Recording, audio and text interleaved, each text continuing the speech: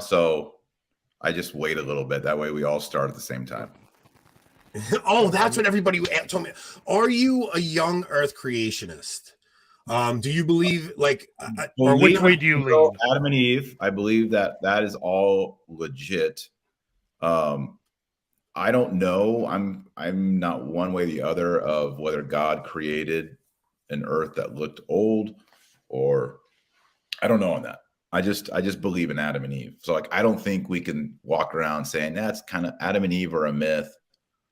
Yeah. Now, so old world, new world. I don't know. Now, how about you did the episode on the giants from Enoch a couple of days ago, right? Yep. I kind of have this theory. Rob always rolling his eyes. I knew this one was coming too.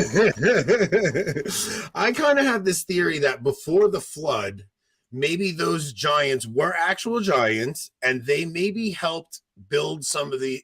Because people don't often think about they see the pyramids and they see all these ancient monoliths all over the place, all these ancient temples. It's funny how you see pyramids in South America and you also see them in Egypt. And my theory is that those are because they're worshiping a demon, and demons require similar worship, and the people are building a temple that's similar to those demons. And maybe those temples were to be built by these giants. And then the flood comes and wipes everybody out, and we start from scratch. I mean, have you seen the Ancient Apocalypse documentary? This is all I've been talking to everybody about. This is where I'm getting this theory from. Every day I get 2 or 3 texts about that show. Yeah. So, listen, Graham Hancock is going around. Now, he's a nut, right? He's a nut. And he's amazing that he thinks everything is this ancient water apocalypse, but he won't even give any time to the Bible. It's crazy. It's like there's this. It looks like there was a giant flood here. So my thing is, I think they're even in. I'm so glad you saw that show, because even in the myths of these people, their story has to do with this giant that comes and helps them move the blocks and build these temples. And then all of a sudden, there's this giant apocalypse that has to do with water flooding everything, and everybody disappears. Did you see my review of Graham Hancock's documentary? I did a video review of it. No, I'm gonna have to check it out. If you're into it, I'd be curious. Watch it and then DM me and let me know if you think I got it right. This documentary it's so strange, because I actually said the other day, I used to be somebody who was kind of okay with there being 2 forms of the Roman Rite. I was a extraordinary form, ordinary form guy. But after seeing this documentary and understanding how important ritual is to a civilization, I mean, you have to realize these civilizations exist because the entire population comes together, they build this giant temple, and they all worship together. And when you change the ritual of a civilization, you cut it off at its knees.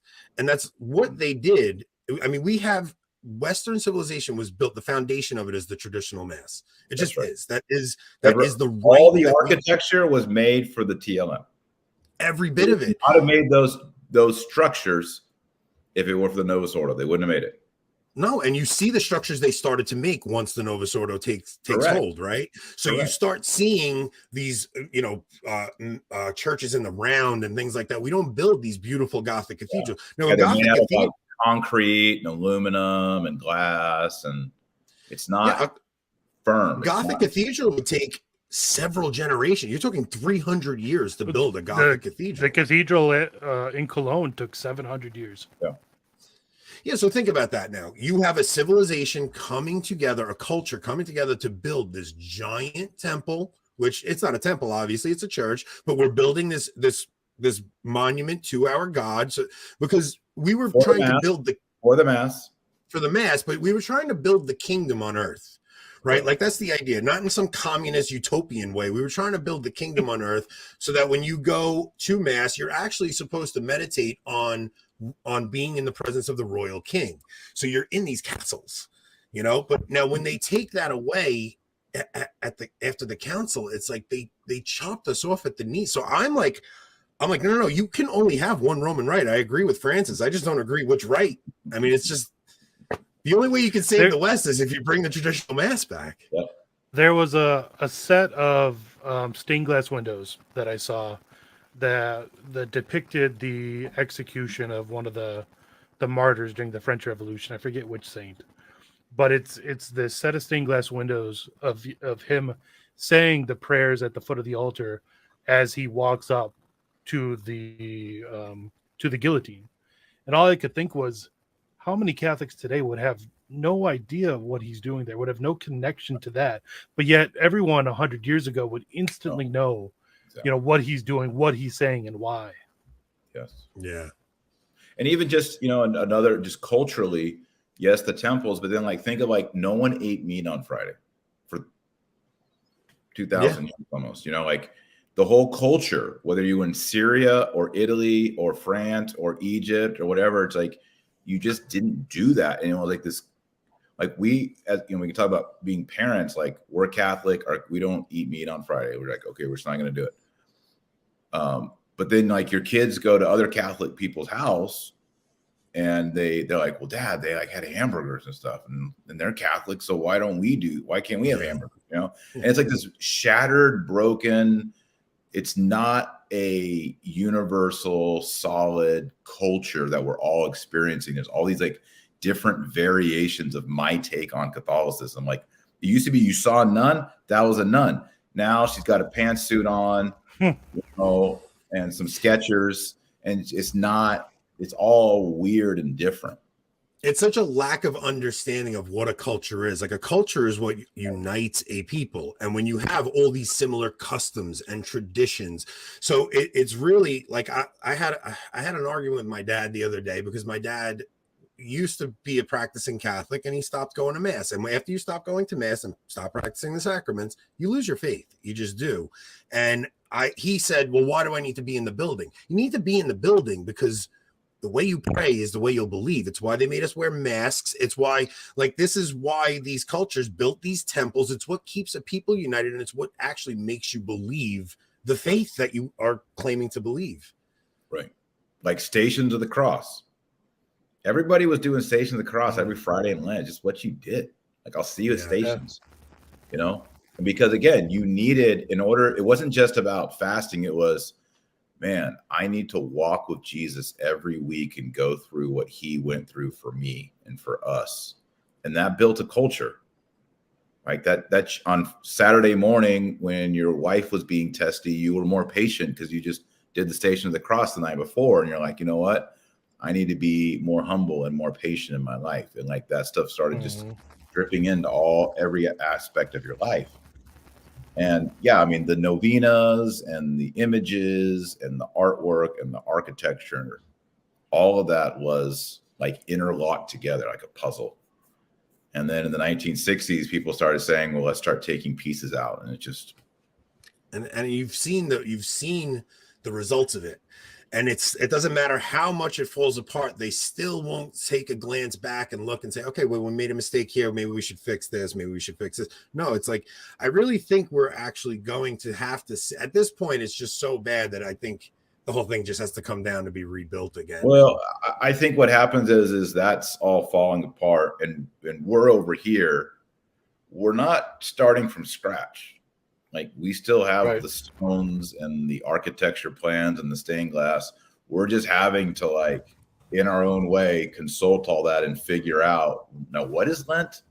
What was Lent supposed to be? Yeah. Maybe we should have a podcast and talk about what 200 years ago, everybody, y'all are a bunch of idiots. What are you even talking about? But like here we are having to do like research and have like two talking heads on the screen. How do you keep Lent? What is Lent? Yeah, I wanted to get you and Eric Salmons on together to talk about that again, because I'm telling you, that show that Rob mentioned before really was one of those shows that actually shaped the way I try to live my life now. And it's really the reason that so few people convert now, because we don't do penance anymore. I know. Like not doing penance is why your family members aren't converting. And it's from that show, that show that we talked about, I think it was Eric that brought up, always whenever he goes to a restaurant, he orders what he wants. The second thing. Yeah. I mean, I literally started doing that day, and yeah, it's funny how those little things really stick with you. Yeah. Yeah. So what do you guys think? I mean, y'all are in the podcast space. I'm in the podcast space. What do you think is the most valuable? I mean, I think you guys have watched me for a few years. What is the most valuable thing I can do? Is it how to be trad, how to go to mass, Bible? What did Pope Francis say today? I think that What do you think is the biggest impact for our time? the thing is, I think people still need to hear the variety of it, but my favorite shows you do are the ones where I learn something. Like I mean, even the show you did on the Giants the other day, I was like, oh, great, this is awesome. Like I just wrote a script today for a new Giant show. But I also know other people do like to know. I mean, look, if there's a major story that comes up, of course you have to address it, right? But I'll tell you, guys, you can't just skip it. Yeah. No. Yeah, no, there's no way. But I always loved when you had Matt Gaspers on. I mean, Gaspers is such a great guest. You guys, there's certain people that when I see you have on as a guest, I get really excited for. Yeah. Gaspers is definitely one of them. You and Kennedy, whenever you and Kennedy do something together, I love it. So, but yeah, I love learning. I mean, you've always been such a great teacher. There was one episode you did. I remember storming out of my house one day because I had a blowout with my wife and I got so mad I smashed a vase on the floor. And I get in my car and I turn on your podcast and it just happens to come up up next, the price of your anger. And it was a podcast on the price of your anger. And I literally am looking at this $250 vase I just broke because of my anger. And I'm like, this is like, you gotta be kidding me.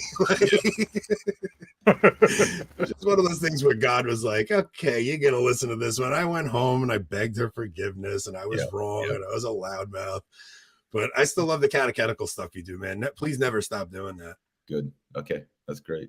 Yeah, so. I would definitely completely agree because like when there is bad things happening in the church or when you feel a little black pilled, at least when I do, the things that make me feel hopeful are just the truths of the faith. So, especially because like the more you know, the more you can see a similar situation that happened in the past and the way the church got through it then and things like that. So, yeah, people are saying theology and more interviews. Taylor, you're a great interviewer also. So I'll tell you the next time, if we ever get you back on, I would love to get into the theology of the traditional mass, because a lot of people think that what I've been hearing lately is people saying the phrase, but Jesus is present in the Novus Ordo. And it's like, if that's your standard, or the Eucharist is still there, that's all that matters. Yeah, that's all that matters. The Eucharist is present. It's like, why not be Eastern Orthodox? And that's the next question. Yeah. Or even Sedevacantists at that point. I mean, you could go anywhere if the Jesus is present. Right. I mean, under certain circumstances.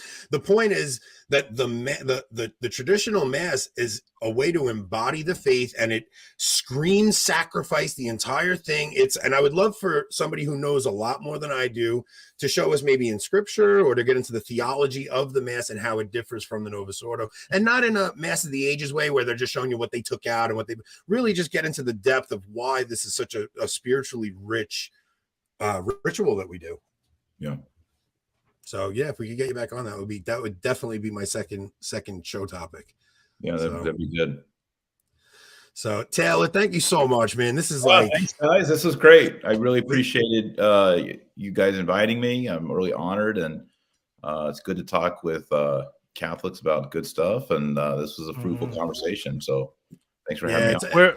I mean, you talk about uniting the clans. This is uniting the clans. Just having conversations with other guys that really love the faith and stuff. So if people wanted to read into that typology on Babylon in your new book, where's the best place to buy your new book? Catholic bookstore or Amazon, or if you want a signed copy, you can go to patreon.com/Dr. Taylor Marshall. Yeah, and the New St. Thomas Institute. I've been a member there for years. Oh, you have? Good. Yeah. We've been doing some work over there. And I just recorded my first 3 lessons. Dan's editing them right now this week. I got a new course called Apocalyptic Studies, which will start dripping out. So we're doing, of course, we're doing the book of Revelation. We're doing all the apocalyptic genre in the Old Testament. We're doing private revelation. We're doing book of Enoch, Marian apparitions, everything apocalyptic, kind of apocalyptic typology, eschatology. That'll all be rolling out this year at New St. Thomas Institute. You can go to nsti.com, sign up for that. And real quick, I do have to plug. So yesterday after Mass, I went to a brunch for Father Hugh, our priest's 45th anniversary to the priesthood. And I sat down with my friend Don and his wife. And Don's wife has a website. Rob, do you have the link I sent you to the website? Can we put that link up? Yep, I'm gonna grab it real quick. For Don's wife. I forgot the name of the website offhand, but I promised her I'd throw her a plug. And really just getting to hang out with the people after Mass has been so cool. I met a guy, Tom, who watches our show. He was at our parish. Do you find do people, because I go to the same parish as Kevin James, and we never bother him. We want him to please be at peace at Mass. Do you find people come and bother you while you're at Mass? Not rarely at Mass. Sometimes someone will come to me during Mass and try to say something. I'll say after Mass. I'm like, oh, okay. Yeah. Or if I'm in confession line, people come and try to talk to me, and I try to be as gracious and kind as possible. Yeah. Like, who maybe talk about this after confession? Like, oh yeah. I mean, yeah, I can't imagine you not being gracious just because of the way you've been to me. So at the risk of being a kiss ass, I'm just saying I've had nothing but positive interactions with you, brother. You've always been good to me. So all right, Rob, you put that link up. Guys, thank you so much. Please hit like, subscribe, please share this show, and